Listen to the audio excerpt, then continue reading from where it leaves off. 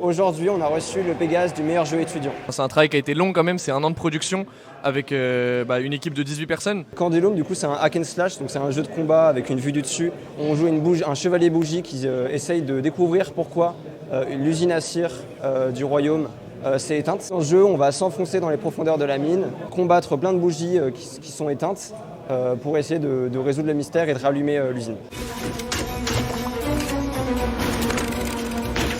Il y a une différence entre être passionné de jouer aux jeux vidéo et de faire les jeux vidéo, c'est quelque chose de totalement différent. Le meilleur conseil que je puisse donner, c'est de ne pas attendre de faire des études de jeux vidéo ou quoi que ce soit, mais de vraiment mettre les mains dedans le plus tôt possible et de se faire une super expérience là-dessus. Il y a plein d'outils qui vous permettent de faire des jeux rapidement.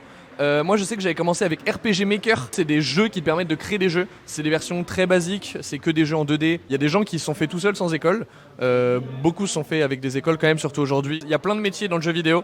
Là, nous, dans notre équipe, on a 6 corps de métiers différents, si je me trompe pas. Donc on a les game designers, ça c'est ceux qui vont designer le jeu, donc en termes de comment fonctionne le jeu, à quel point le perso il va courir vite, à quel point il va être lent, à quel point il va prendre des dégâts, à quel point il va mettre des dégâts. Les artistes, c'est ceux qui font tout ce que vous voyez dans le jeu, tout l'aspect graphique du jeu. On a les musiciens qui du coup font tout l'aspect sonore. Si vous mettez votre casque et que vous écoutez, tout ça, ça vient d'eux. Et après les game programmeurs, donc de quel je viens. Donc on fait la programmation, on fait du code. Nous on va faire en sorte que quand on appuie sur telle touche, l'épée va bouger, va mettre un coup, que quand on appuie sur telle touche, le personnage va avancer. Et après on a des producers, donc ça c'est un peu les personnes qui vont manager le projet, qui vont définir quelles tâches sont en priorité, quelles tâches à faire, qui fait quelle tâche. En ce moment l'industrie c'est quand même pas mal surchargé, il y a beaucoup de jeux, beaucoup de gens, donc c'est un peu galère quand même de trouver des jeux, enfin des travails honnêtement. Nous on espère que ce Pégase va nous aider déjà dans cette équipe.